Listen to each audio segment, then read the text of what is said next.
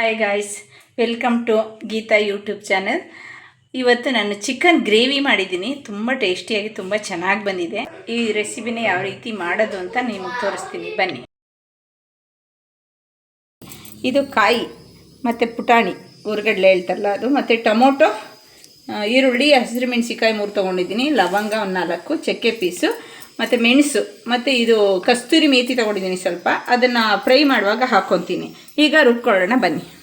ಈಗ ಪುದೀನ ಸೊಪ್ಪು ಸ್ವಲ್ಪ ಮತ್ತು ಕೊತ್ತಂಬರಿ ಸೊಪ್ಪು ಸ್ವಲ್ಪ ಹಾಕೋಣ ರುಬ್ಬಕ್ಕೆ. ಎಣ್ಣೆ ಕಾದಿದೆ, ಸ್ವಲ್ಪ ಎಣ್ಣೆ ಹಾಕ್ಕೊಂಡಿದ್ದೀನಿ. ಈಗ ಶುಂಠಿ ಬೆಳ್ಳುಳ್ಳಿ ಪೇಸ್ಟ್ ಹಾಕ್ಕೊತೀನಿ ಒಗ್ಗರಣೆಗೆ. ಈಗ ಅದು ಫ್ರೈ ಆಯಿತು. ಇವಾಗ 1 kg ಚಿಕನ್ ತೊಗೊಂಡಿದ್ದೀನಿ. ಹುರಿಬೇಕಾದ್ರೆ ಸ್ವಲ್ಪ ಅರಿಶಿನ ಹಾಕೊಳ್ಳೋಣ. ಹಾಕ್ಬಿಟ್ಟು ಸ್ವಲ್ಪ ಕಲ್ಲುಪ್ಪು ಹಾಕೊಳ್ಳೋಣ. ಇವಾಗ ಚೆನ್ನಾಗಿ ನೀರೆಲ್ಲ ಸುಂಡುವಂತೆ ಇದನ್ನ ಹುರಿಯೋಣ. ಮೆಂತ್ಯ ಸೊಪ್ಪು ಹಾಕೋಣ, ಆವಾಗಲೇ ತೋರಿಸಿದ್ನಲ್ಲ.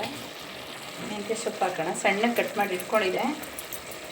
ಇವಾಗ ಇದನ್ನು ಮಸಾಲೆ ರುಬ್ಕೊಂಡಿದ್ನಲ್ಲ, ಇವಾಗ ಇದ್ರೊಳಗಡೆ ಹಾಕೋಣ. ನೋಡಿ, ಒಂಚೂರು ಇಲ್ಲ ನೀರು, ಎಲ್ಲ ಸುಂಡೋಗಿದೆ. ನೀಟಾಗಿ ಈ ಥರ ಎಲ್ಲ ನೀರೆಲ್ಲ ಸುಂಡಿಸ್ಬೇಕು. ಈಗ ಹಾಕೊಳ್ಳೋಣ ಮಸಾಲೆ. ಈಗ ಹಾಲ್ಗಾಯಿನ ನಾನು ರುಬ್ಬಿ ಇಟ್ಕೊಂಡು ಸೋಸಿ ಇಟ್ಕೊಂಡಿದ್ದೆ, ಹಾಲು ಥರ. ಕೆಲವರು ಮೊಸರು ಹಾಕ್ಕೊತಾರೆ, ಕೆಲವರು ಕಾಯಿ ಹಾಲು ಹಾಕ್ಕೊತಾರೆ. ನಾನು ಕಾಯಿ ಹಾಲು ಹಾಕ್ಕೊಂಡಿದ್ದೀನಿ. ಖುಷ್ಮಿಯಾಗಿ ಬರುತ್ತೆ, ತುಂಬ ಟೇಸ್ಟಿಯಾಗಿ ಬರುತ್ತೆ. ಮತ್ತು ಇವಾಗ ಕಸ್ತೂರಿ ಮೇಥಿ ಹಾಕೊಳ್ಳೋಣ. ಕಸ್ತೂರಿ ಮೇಥಿ ತೋರಿಸಿದ್ನಲ್ಲ ಅವಾಗ, ಹಾಕೊಳ್ಳೋಣ.